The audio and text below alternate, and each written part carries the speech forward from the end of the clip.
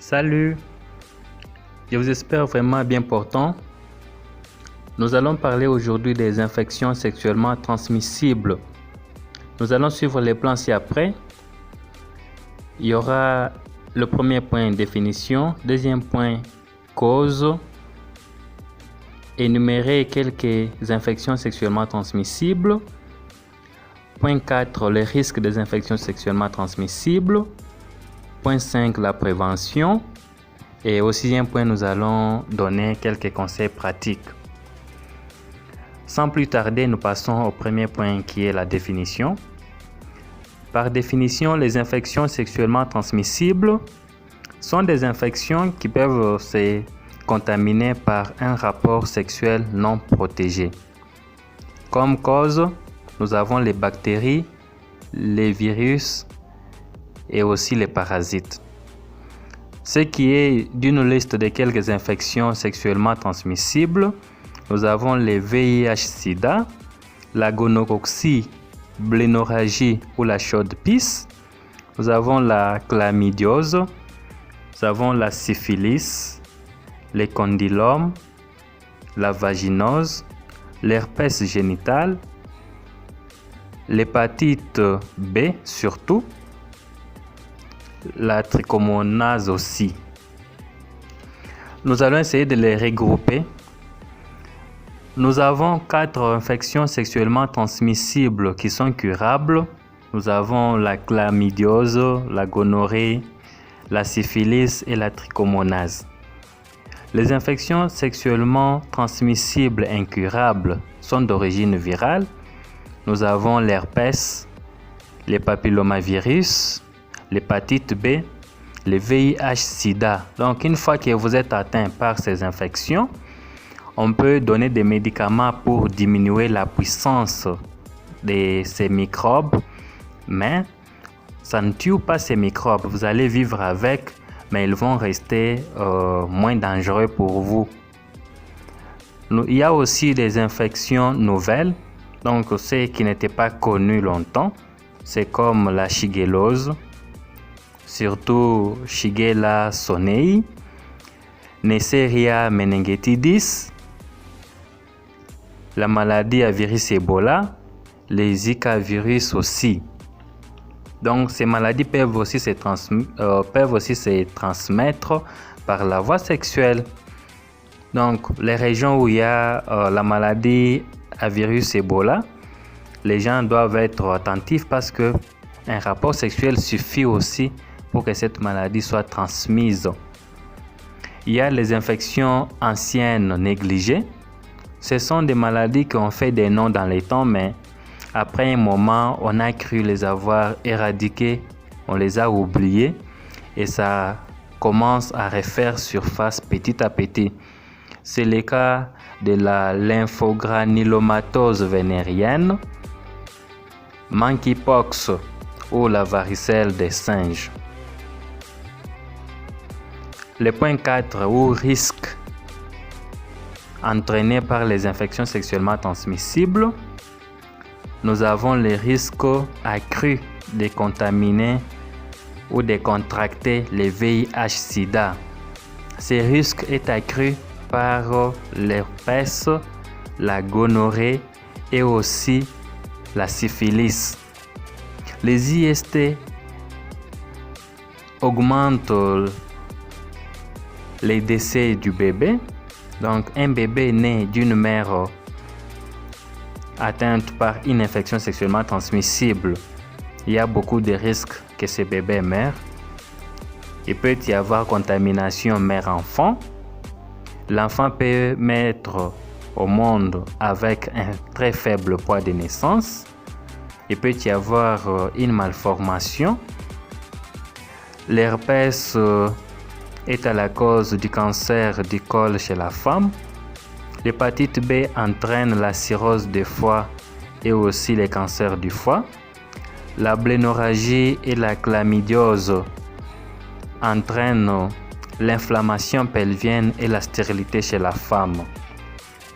Comme prévention, nous avons les 3 lettres de l'alphabet A, B, C. A pour abstinence, B pour bonne fidélité et C pour condom. Abstinence, c'est-à-dire on doit s'abstenir, on doit éviter tout rapport hors du mariage. B, pour le marié, vous devez être fidèle à votre partenaire. Alors, si les deux moyens échouent, vous portez votre cache-nez, portez les condoms en cas d'un rapport sexuel suspect. Il y a aussi des vaccins. Il y a des vaccins qui sont sûrs et efficaces. Là, nous avons des IST concernés, c'est l'hépatite B et l'herpès. Donc, nous avons des vaccins sûrs et efficaces pour des infections, l'hépatite B et l'herpès. Les vaccins probables et jusque-là constatés, il s'agit du vaccin de la méningite. Il y a des expériences qui montrent que quelqu'un qui reçoit ces vaccins a une protection croisée contre la blénorragie. Il y a la circoncision masculine. Un homme circoncis présente moins de risques de contaminer une infection sexuellement transmissible par rapport à un homme non circoncis. On doit identifier les partenaires sexuels d'un malade pour les soigner et diminuer les risques de contamination. Ce sont là les quelques moyens de prévention. Comme conseil, nous venons de voir les causes de ces maladies. Nous avons compris les risques que ça entraîne. Nous avons aussi parlé de quelques moyens de prévention. Et en conclusion, je souhaite que chacun puisse éviter des rapports sexuels hors mariage et ou non protégés, parce qu'en matière de santé, toute personne autre que vous-même est toujours suspecte. Donc, on ne fait pas confiance à l'autre. C'est au moins quand on l'amène à l'hôpital, on fait les examens, on connaît son statut, là on peut lui faire confiance. Aussi longtemps que son statut n'est pas connu, il reste à douter. Il faut aussi suivre les traitements en couple en cas d'une infection sexuellement transmissible. Donc si on détecte que la femme a par exemple la syphilis, la femme et son mari doivent être traités au même moment. Le soignant pourra vous encadrer. Ne pas rentrer dans ces anciennes relations après guérison. Ici, c'est au moment où vous êtes soigné en couple, mais vous avez encore d'autres partenaires en dehors de votre couple.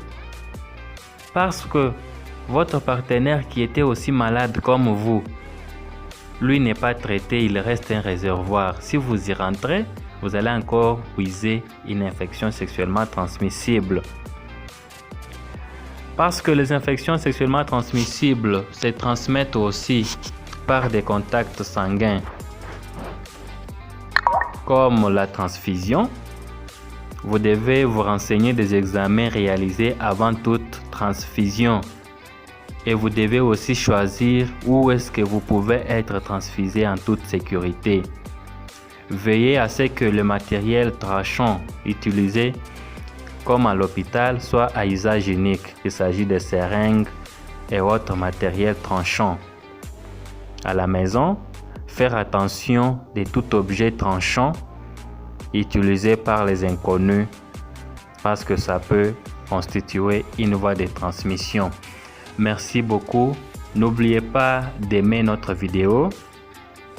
N'oubliez pas de nous faire un commentaire, nous poser une question, on va répondre.